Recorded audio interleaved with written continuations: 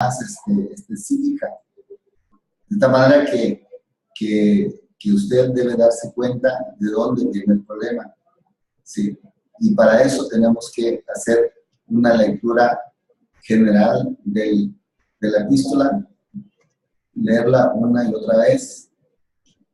Y una vez que nosotros hayamos comprendido bien, podemos usar nuestro texto en griego y leerlo. Y si usted no entiende bien, por lo menos si entiende el 40%, podría usted usar el interlineal para poder saber los significados de las palabras. Porque encontramos que en el original, a veces las oraciones que se usan en el griego son cortas, pero en las versiones a veces lo extienden un poquito para explicar mejor lo que quiere decir el autor. Si no, hagan una comparación de las versiones. Tomen ustedes, por ejemplo, la versión de las Américas, que es más corto, con la versión de Reina Valera o la versión internacional. Se dan cuenta que hay una diferencia entre una u otra versión. Entonces, debemos nosotros de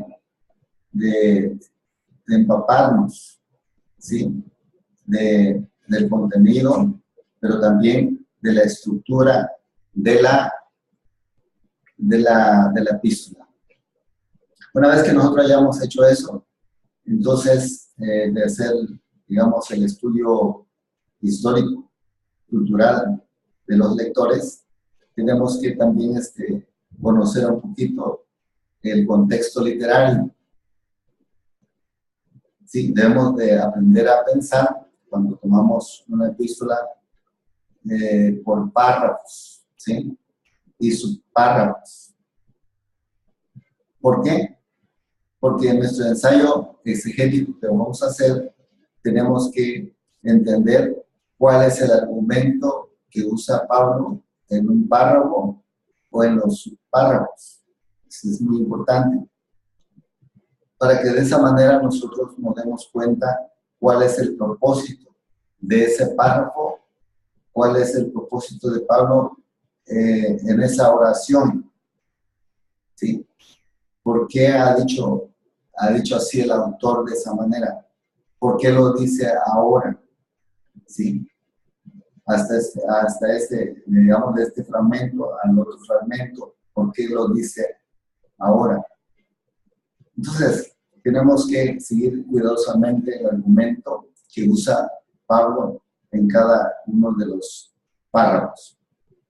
Además, tenemos que ver su lógica y contenido, ¿sí? ¿Qué es lo que debemos nosotros de investigar aquí? En una o dos oraciones tenemos que ver cómo ese contenido contribuye al argumento. ¿Por qué cree que eso se dijo en este punto? ¿Cuál es la relación de un párrafo al otro párrafo? ¿Sí? Y cómo prepara, en este caso, el escritor su argumento para abordar el siguiente argumento. Tenemos entonces que ver la importancia que tiene entonces las oraciones, las frases, para encontrar ese propósito. Ahora, los pasos que ya vimos del 1 hasta el 8, nos damos cuenta que en nuestra investigación es muy laboriosa, pero no es muy complicado. Sin embargo, los puntos 10 y 11 que estoy abordando en esta hora es clave. ¿Por qué? Porque muchas veces descuidamos nosotros por lo menos 5 cosas. La primera, tenemos que descubrir nosotros cuál es el propósito del autor, digamos, en un párrafo, en una oración, qué intencionalidad tiene al estar escribiendo de esa manera.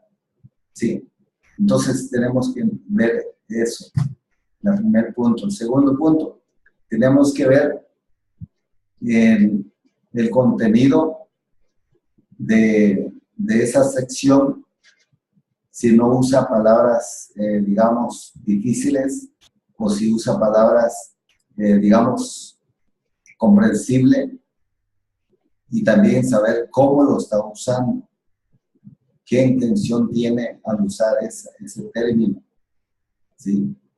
Entonces, eso es muy importante. Y la tercera, tenemos que ver su lógica, ¿sí?, en el contenido. ¿Por qué? Porque el argumento que está usando, el argumento que sigue el autor, lleva la intención de decirnos algo de su propósito. Por eso es muy importante ese tercer paso. La cuarta paso, tenemos que ver nosotros que de qué manera él está usando en sus frases lo que nosotros conocemos como la sintaxis. A veces lo usa intencionalmente, lo usa de una manera diferente a como estamos acostumbrados. Por ejemplo, nosotros usamos por lo general sujeto, complemento y predicado, ¿sí? Y a veces él lo a veces usa primero adverbios, usa sujeto y complemento, y a veces usa de otra manera, lo usa lo normal, que sería sujeto, verbo y predicado, ¿sí? Entonces, tenemos que ver su intención en cuanto al uso de la lógica de las palabras. Por eso es importante que nosotros veamos cuál es su intención al usar las palabras digamos, de esa manera. ¿Okay? Y por último, tenemos que ver las costumbres y hábitos de ese tiempo, de los lectores, oyentes, su modo de pensar, cómo el medio ambiente, tanto cultural y social y religioso, influye en su comportamiento de esas personas. Lo mismo sucede en nuestra actualidad, de cómo el medio ambiente cultural y social y religioso contribuye o influye en la manera de pensar y por lo tanto de su comportamiento de sus lectores. Entonces, nosotros tenemos que ver esos 5 puntos para que nuestra exégesis que hagamos del 1 al 8 pueda tener el peso en nuestra interpretación. Eso es lo que quería enfocarme en esta mañana con ustedes, para que podamos hacer un acercamiento apropiado a las epístolas que nos toca estudiar en esta semana.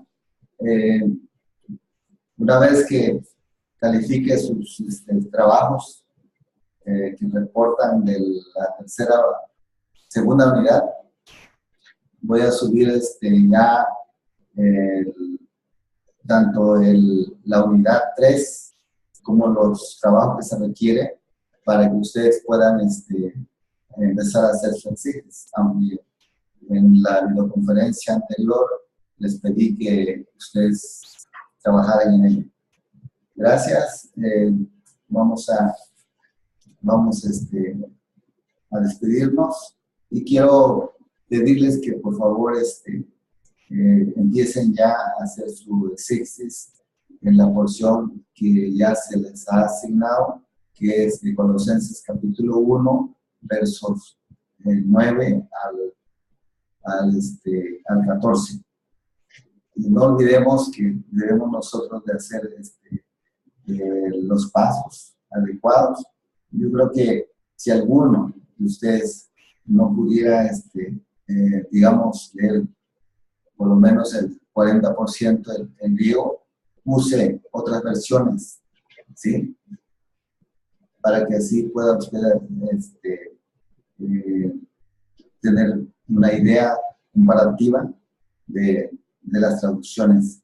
Pero hay un libro que sí le puede ayudar, como es la interlineal, que viene el griego y viene también la traducción en español. Yo creo que eso sí les puede ayudar. ¿Okay? Entonces, lo esperamos el próximo viernes y queremos en esta ocasión tener algo ya de sus trabajos que han avanzado y para que así podamos ver en qué podemos llegar. Gracias. Hasta luego.